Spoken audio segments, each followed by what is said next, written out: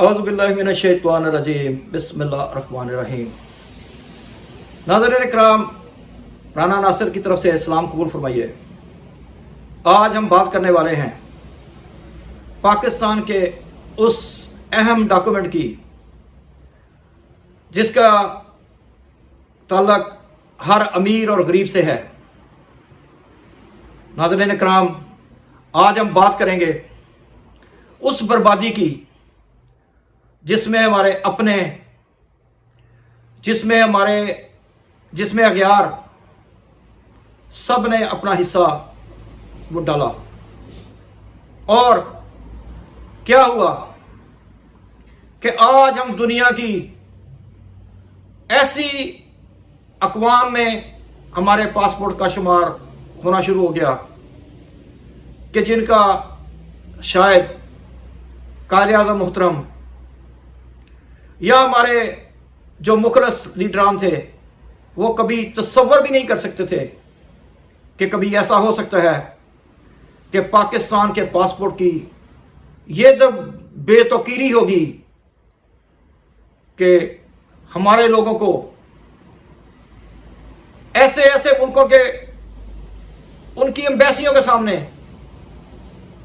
ऐसे ऐसे मुल्कों के सामने झुकना पड़ेगा कि जिनको हम कभी सोच भी नहीं सकते थे कि वो लोग हमें कतारों में खड़ा नहीं करेंगे, बल्कि वो हमें अपनी एम्बेसी तक भी आने नहीं देंगे। नाज़रीन इकराम,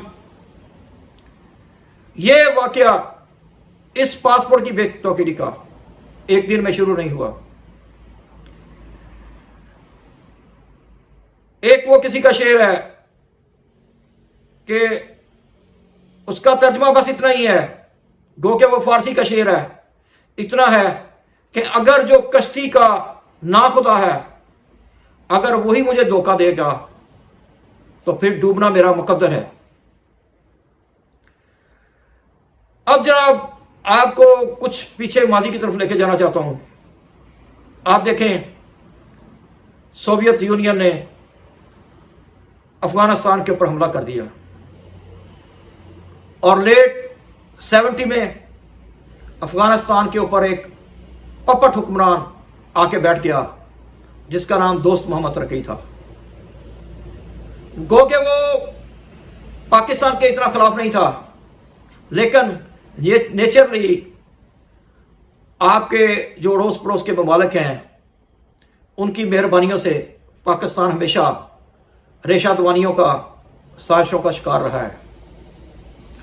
नाज़रीन इकराम, जब इस रशिया का नाम सोवियत यूनियन था और उसने एक दिन बबरा कारमल की दावत के ऊपर अफगानिस्तान के ऊपर हमला कर दिया। अब थोड़ा सा पीछे और चले जाइए। नाज़रीन इकराम, बहुत से लोगों को जो यकीनन हमारे बुजुर्ग हैं उनको वो 16 दिसंबर की काली रात जरूर याद होगी कि जब पाकिस्तान का मशरकी बाजू, जिसको ईस्ट पाकिस्तान कहते थे, वो पाकिस्तान से टूट गया और उसका नाम बांग्लादेश बन गया। अब मैं आपको ये बताना चाहता हूं कि जब बांग्लादेश टूटा तो उसको सिर्फ इंडिया तोड़ने वाला नहीं था, बल्कि उसमें उस वक्त का सोवियत यूनियन भी मौजूद था और उसने ला के अपनी एटमी आबदोज बेबंगाल में खड़ी कर दी थी, और जिसकी वजह से यूके यानी इंग्लैंड और अमेरिकन जो उनके बैरी बेड़े मौजूद थे सिंगापुर में, उन्होंने जब मूव करना चाहा, ये हिस्ट्री हमें बताती है कि जब उन्होंने मूव करना चाहा तो रशिया की तरफ से वार्निंग आई कि अगर आप लोग ने खुले पानी में आने का तसव्वुर भी किया तो फिर ये इंडिया और पाकिस्तान की जंग नहीं होगी, बल्कि ये रशिया और वेस्टर्न यानी अमेरिकन और वेस्टर्न की जंग बन जाएगी। तो अमेरिका का जो साथ में बैरी बेड़ा था उसने मूव नहीं किया और 1 महीने में हमारा मुल्क टूट गया, उसके 2 हिस्से हो गए। एक का नाम बांग्लादेश बन गया और दूसरे का नाम पाकिस्तान है। पहले हम उनको ईस्ट पाकिस्तान कहते थे, मशरकी पाकिस्तान कहते थे। आज ये मगरबी पाकिस्तान नहीं है, इसका नाम सिर्फ पाकिस्तान है और उसका नाम बांग्लादेश बन गया। अब जनाब ये 1971 की बात है।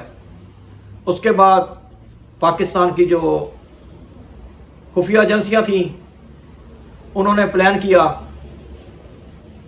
अभी बहुत से डॉक्यूमेंट से ये साबित हो चुका है कि उन्होंने रशिया से, यानी उस वक्त का जो सोवियत यूनियन था, उससे उन्होंने अपने मुल्क को तोड़ने का उधार किस तरह चुकाया। नाज़रीन इकराम, आपको ये सुन के यकीनन हैरान नहीं होगी कि जंग का एक असूल है कि अगर कोई मुल्क किसी मुल्क के ऊपर हमला करता है तो दूसरा मुल्क उस हमले का फौरी जवाब नहीं देता, बल्कि वो उस वक़्त का राइट टाइम राइट प्लेस का इंतज़ार करता है कि जब उस मुल्क के ऊपर उसकी कमज़ोरी से फ़ायदा उठाते हुए उसके ऊपर हमला किया जाए और उसको नाको चाने चुबा दिया जाए। खैर, हम आगे बढ़ते हैं। जनाब, हमारी खुफिया एजेंसियों ने प्लान किया और अफ़गानिस्तान में 2-3 गवर्नमेंटें बदल गईं और वहाँ पे बबर कारमल जो था वो आके प्रेसिडेंट बन गया, सदर बन गया अफ़गानिस्तान का। तो अब उसके गिर्द इस तरह जाल बुना गया कि अफ़गानिस्तान का जो बबर कारमल था उसने उस वक़्त के सोवियत यूनियन को ओपन दावत दे दी कि मुझसे ये मुल्क यानी अफ़गानिस्तान संभाला नहीं जा रहा, तो आप आइए और मेरी हेल्प कीजिए। रशिया चाहते हुए ना चाहते हुए इस जंग में कूद पड़ा और फिर हमारे लोगों ने अपनी जानें दे के, माली इमदाद करके और अपनी जानें लुटा के अफ़गानिस्तान को बचाया और उस वक़्त के रशिया यानी सोवियत यूनियन का टुकड़े टुकड़े कर दिए। लेकिन क्या करें, इस ज़माने का, ये ज़माना उसी के साथ होता है जो जीत रहा होता है, ये ज़माना उसके साथ नहीं होता जो हार रहा होता है। जब रशिया 12 साल के बाद वहाँ से भाग निकला तो उसी दौरान जो उस वक़्त के हमारे सदर ममलकत थे जनाब ज़िया उल हक साहब, उन्होंने एक यकजंबश उन्होंने जनाब 6 करोड़ के करीब अफ़गानियों को पाकिस्तान में लाए।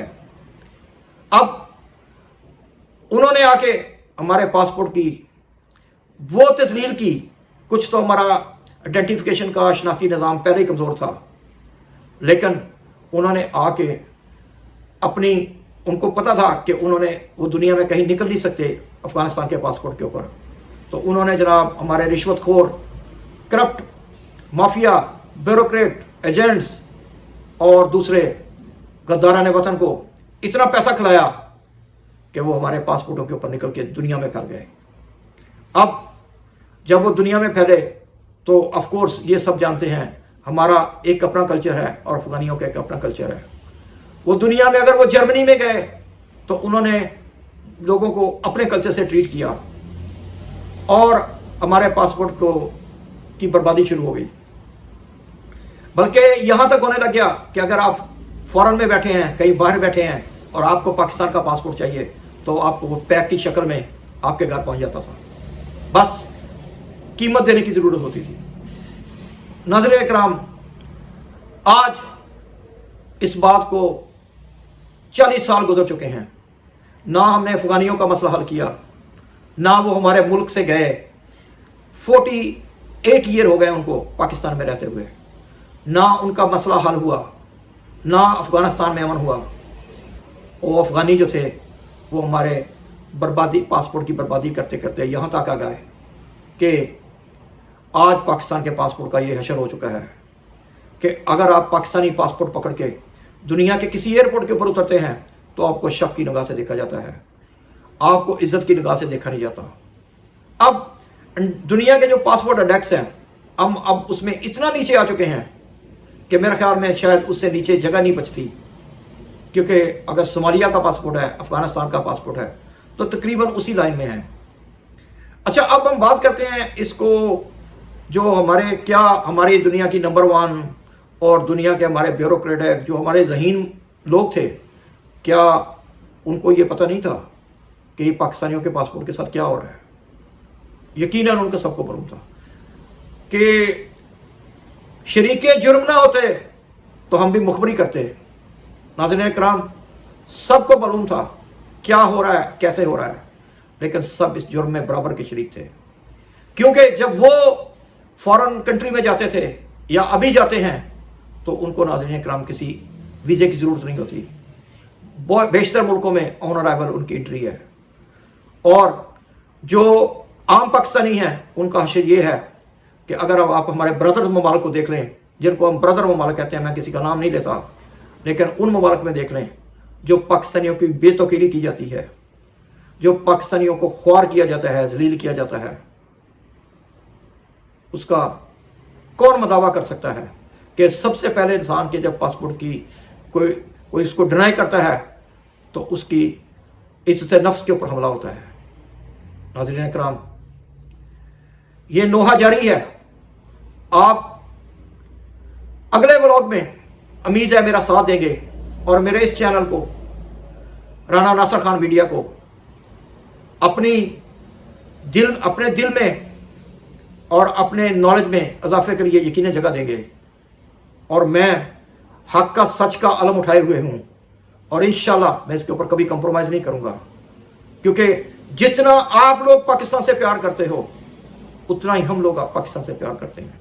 बल्कि आप सिर्फ दावे करते हो, हमारा दावा यह है कि हमारे आबा अजदाद ने इस मुल्क के लिए कुर्बानियाँ दी हैं और अब हम उन कुर्बानियों को दे रहे हैं।